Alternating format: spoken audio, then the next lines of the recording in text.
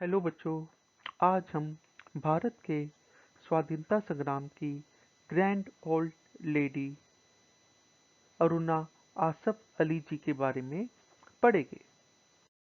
महान क्रांतिकारी अरुणा जी का जन्म बंगाली परिवार में 16 जुलाई सन 1909 ईस्वी को हरियाणा तत्कालीन पंजाब के कालका नामक स्थान में हुआ था। इनका परिवार जाति से ब्राह्मण था। इनका नाम अरुणा गांगुली था। अरुणा जी ने स्कूली शिक्षा नैनीताल में प्राप्त की थी। नैनीताल में इनके पिता का होटल था। यह बहुत ही कुशाग्र बुद्धि और पढ़ाई लिखाई में बहुत चतुर थी। बाल्यकाल से ही कक्षा में सर्वोच्च स्थान पाती थी। बचपन में ही उन्होंने अपनी बुद्धिमत्ता और चतुरता की धाक जमा दी थी।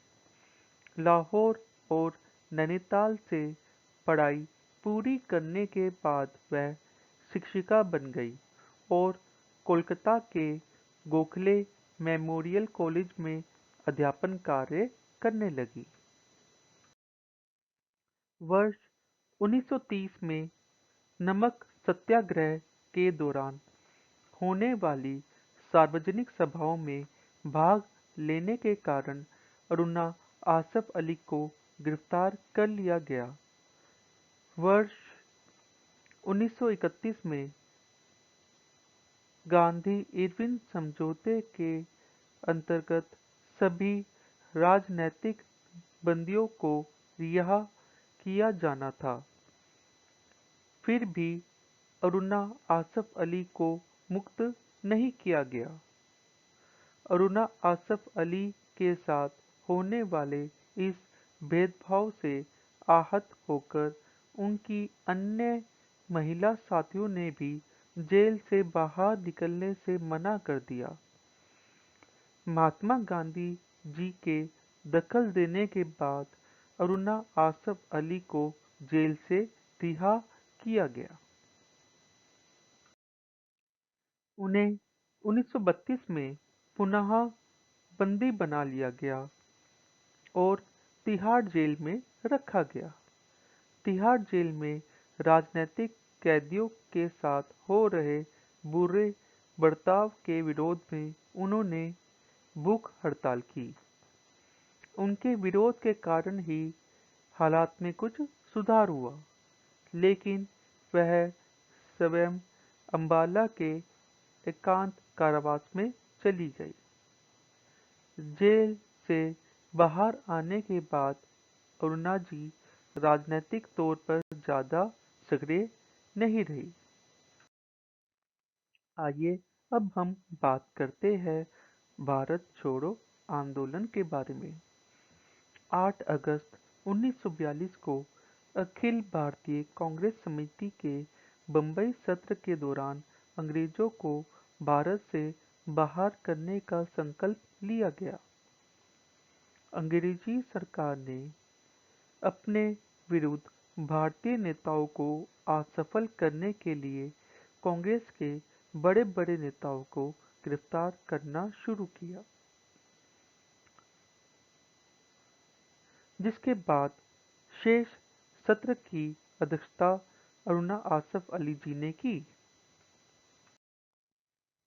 शेष सत्र की अध्यक्षता करते हुए अरुणा जी ने बंबई के ग्वालियर टैंक में भारतीय राष्ट्रीय कांग्रेस का ध्वज फहराकर भारत छोड़ो आंदोलन की शुरुआत की।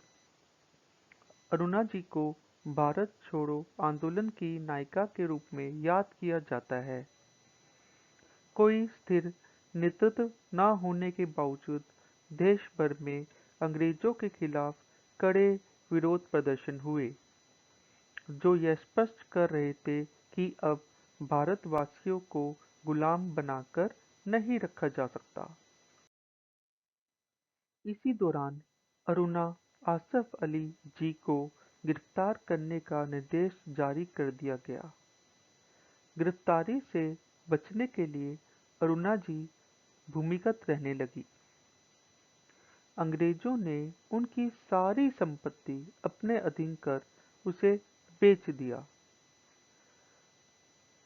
इसी दौरान राम मनोहर लोहिया जी के साथ मिलकर वह इंकलाब नामक मासिक समाचार पत्र का संपादन भी करती रही। आइए अब हम जानते हैं स्वाधीनता के पश्चात अरुणा आसफ अली जी की उपलब्धियों के बारे में।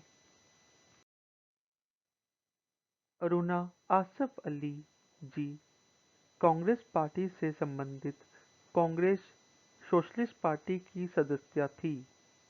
वर्ष 1948 में अरुणा आसफ अली जी ने कांग्रेस पार्टी छोड़कर सोशलिस्ट पार्टी की सदस्यता ग्रहण कर ली।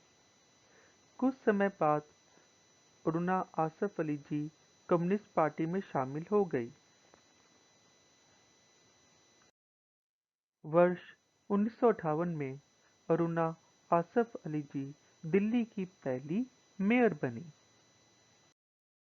वर्ष 1975 में अरुणा आसफ अली जी को शांति और सौहार्द के क्षेत्र में लेनिन प्राइज और 1991 में अंतर्राष्ट्रीय ज्ञान के लिए जवाहरलाल नेहरू पुरस्कार से नवाजा गया। 1992 में उन्हें पद्म विभूषण से सम्मानित किया गया।